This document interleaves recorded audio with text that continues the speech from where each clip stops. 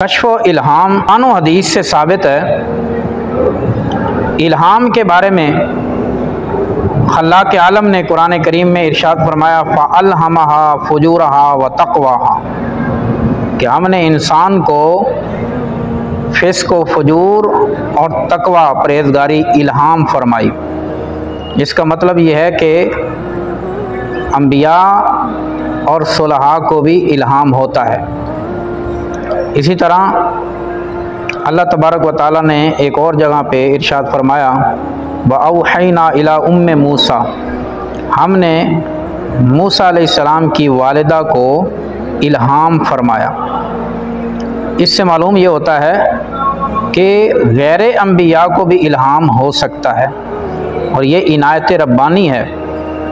सहाबा किराम में से हज़रत सैयदना फ़ारूक आज़म रज़ियल्लाहु ताला अन्हु के बारे में हुज़ूर अलैहिस्सलातु वस्सलाम ने इरशाद फरमाया कि हर नबी की उम्मत में कोई ना कोई मुहद्दस होता है और मेरी उम्मत के अंदर मुहद्दस हज़रत उमर इब्न ख़त्ताब हैं। मुहद्दस का माना क्या है? ऐ मुल्हमून, यानी साहिब इल्हाम शख्सियत, या मुतकल्लमून, मतलब यह कि जिनके साथ फरिश्ते कलाम करते हैं। तो ये भी एक इल्हाम रब्बानी की एक कैफियत है।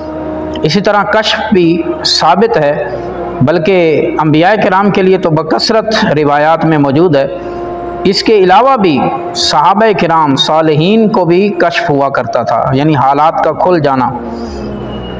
जैसे नबी पाक सल्लल्लाहु अलैहि वसल्लम जंग मूता पर जब सहाबा को रवाना फरमाया और फरमाया कि सबसे पहले सिपा सालार हज़रत ज़ैद होंगे, जब वो शहीद कर दिए जाएं तो जाफ़र तैयार होंगे, जब उनको भी शहीद कर दिया जाए तो फिर झंडा हज़रत अब्दुल्ला बिन रवाहा संभालेंगे, जब वो भी शहीद हो जाएं तो फिर मुसलमान अपनी मुशावरत से किसी को अपना सिपा सालार मुंतखब करेंगे। तो आका अलैहिस्सलातु वस्सलाम मदीना मुनव्वरा में तशरीफ़ फरमा थे और हुज़ूर अलैहिस्सलाम ने वहाँ हाज़रीन के सामने फरमाया कि इस वक्त जंग मूता को मेरी निगाहें देख रही हैं और मैंने देखा हज़रत ज़ैद भी शहीद कर दिए गए। फिर थोड़ी देर के बाद फरमाया कि हज़रत जाफ़र तैयार भी शहीद कर दिए गए और फिर फरमाया अब हज़रत अब्दुल्ला बिन रवाहा भी शहीद कर दिए गए और झंडा मुसलमानों की मशावरत से हज़रत खालिद इब्न वलीद से के हाथों आया और अल्लाह तबारक व तआला ने सैफ़ुम मिन सुयूफ़िल्लाह, यानी हज़रत खालिद बिन वलीद जो अल्लाह की तलवारों में से एक तलवार हैं, उनके हाथों पे अल्लाह ने फ़तह व कामयाबी अता फरमा दी है। और फिर हुज़ूर अलैहिस्सलाम ने यह भी फरमाया कि मैंने इन आँखों से देखा है कि हज़रत जाफ़र तैयार, जिनके दोनों बाजू मैदान जंग में कट चुके हैं, अल्लाह तबारक व तआला ने इसके बदले में उन्हें 2 पर अता फरमाए हैं और वो उन परों के बल पर पूरी जन्नत के अंदर सैर फरमा रहे। इसी तरह बहुत सारी चीज़ें, जिस तरह के जंग खंदक के मौका पर रसूलुल्लाह सल्लल्लाहु अलैहि वसल्लम खंदक खोदने में शरीक थे। सहाबा किराम कहते हैं कि एक चट्टान आ गई जिसको तोड़ना हमारे लिए मुश्किल था। रसूलुल्लाह सल्लल्लाहु अलैहि वसल्लम की बारगाह में अर्ज़ की गई, आपने कुदाल लेकर एक ज़रब लगाई और फरमाया कि मुझे यमन के महल्लात दिखा दिए गए। फिर दूसरी ज़रब लगाई, फरमाया मुझे शाम के महल्लात नज़र आ रहे हैं।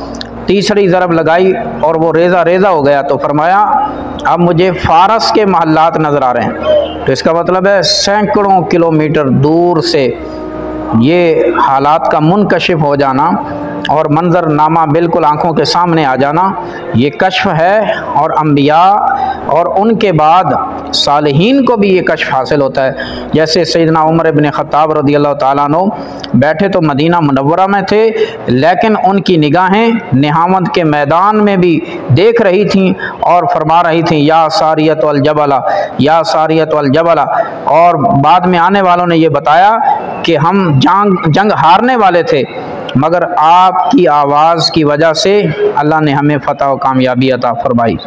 इसी तरह सुलहाए किराम हज़रत शेख जिलानी गौसे आज़म रज़ियल्लाहु ताला अन्हु, आपके बारे में भी फतावा हदीसिया में इब्न हजर हैतमी रहमहुल्लाह आप करामत नकल करते हैं सनद के साथ कि एक काफ़िला जिसको डाकू पड़ गए और उन्होंने माल लूटना शुरू कर दिया और चंद लोग जो शेख जिलानी रदी अल्लाह ताला अन्हु के मुरीद थे, उन्होंने दिल ही दिल के अंदर सोचा कि अगर आज हमें इन डाकुओं से निजात मिल जाए तो हम शेख जिलानी की बारगाह में हदिया और नजराना पेश करेंगे। तो इसी दौरान हज़रत शेख जिलानी रदी अल्लाह ताला अन्हु ने अपनी खड़ाओं, वो लकड़ी का जूता वुज़ू के दौरान ही उस जानिब फेंका तो उन डाकुओं के सरदार के सर पे लगा, जिसकी वजह से वो हलाक हो गया। और डाकुओं ने घबरा कर लूटा हुआ माल सारे काफ़िले को वापस कर दिया।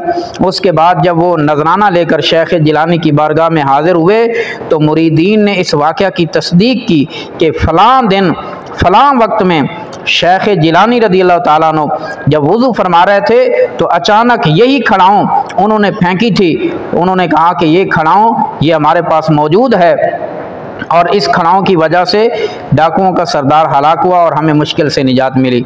तो इतनी दूर से मुकाशफा और कशफ हो जाना और मंजर का सामने आ जाना और हिजाबात का उठ जाना, यही कशफ व मुकाशफा कहलाता है। इसलिए कुरान में भी, अहदीस में भी और सुलहाए उम्मत के करामात के अंदर ये बात शामिल है कि उन्हें इल्हाम भी किया जाता है और उनके लिए मंजर को खोल भी दिया जाता है।